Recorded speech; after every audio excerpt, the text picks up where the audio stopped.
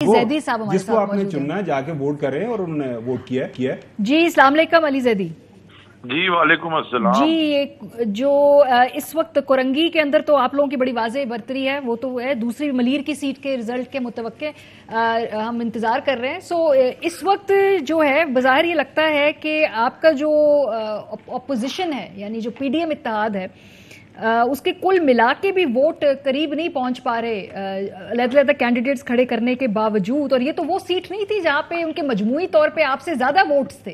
तो क्या हुआ आपके नजदीक? देखिए, मैं आपको क्विकली ब्रीफ कर देता हूँ। ये 237 मलीर, ये हिस्टोरिकली हकीम बलोच साहब यहाँ से जीतने आए हैं।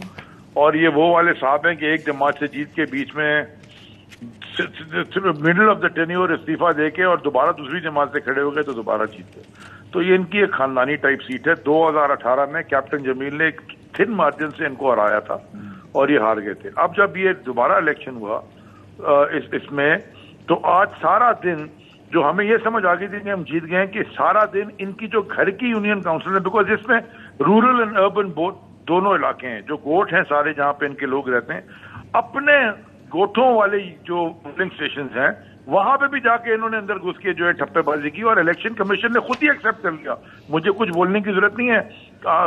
मैं स्क्रीन पे देख रहा हूँ, काशिफ साहब भी बैठे हैं और आपके मोबाइल पे भी, और वसीम मदामी साहब को भी, वो तीनों लेटर जो इलेक्शन कमीशन ने लिखे हैं वो मैंने आप तीनों को दोपहर में भेज दिए थे। कि इलेक्शन कमीशन ने ये लिखा कि जनाब, नंबर 1, बिलाल गफार के ऊपर जो कातिलाना हमला किया गया, इनके एमपी सलीम बलोच ने, उसके मुंह पे उनकी नाक टूट गई है, सर फट गया है, he is in the hospital. जो एमपी हैं बिलाल गफार, हमारे कराची के सदर भी हैं, और ये रिगिंग वहां कर रहे थे, ये बाहर गए तो उन्होंने उनके ऊपर अटैक कर दिया। जस्टिस राना शमसी जो हमारी रिटायर्ड जज है, उनकी भी पिटाई लगा दी, वो भी बेचारी साथ थी, ओल्ड वुमन। उसके बाद इन्होंने जाके दूसरा लेटर इलेक्शन कमीशन का है कि जी अनऑथराइज पर्सनल पोलिंग स्टेशनों के अंदर है, यानी कि जो ये इनकी स्पेशल ब्रांच है सिंध पुलिस की, जो कि डायरेक्टली जरदारी साहब के अंडर आती है, वही चलाते हैं, सबको पता है, उनके लोग अंदर थे। और तीसरा, पॉलिटिकल पार्टी के जो नॉन फिगर्स हैं वो भी इलेक्शन पोलिंग स्टेशनों में घुस के वो भी ठप्पे लगाने में वो भी काम कर रहे थे। तो ये 3 लेटर तो मेरी बात ना माने, इलेक्शन कमीशन की मान ले। उसके बावजूद जो मार्जिन है वो इतना थिन है।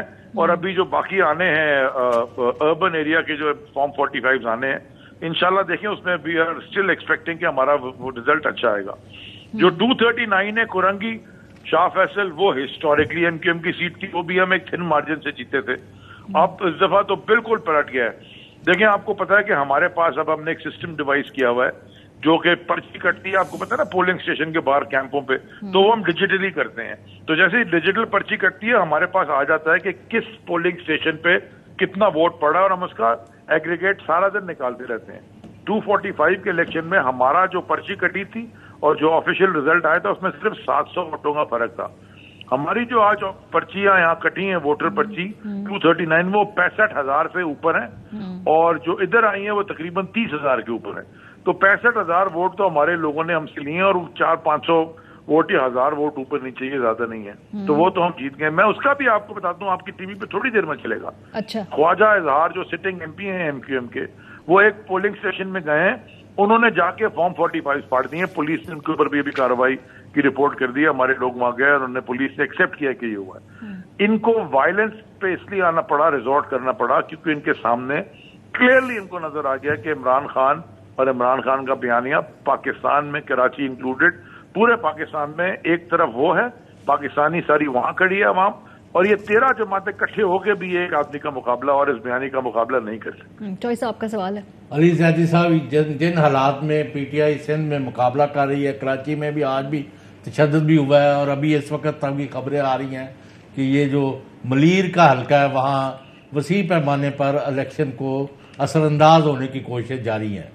हैविंग सेड दिस, आया पीटीआई सिंध में एक बड़ी सियासी कुव्वत के तौर पर मौजूद है, या आपका असर रसूख कम होता जा रहा है?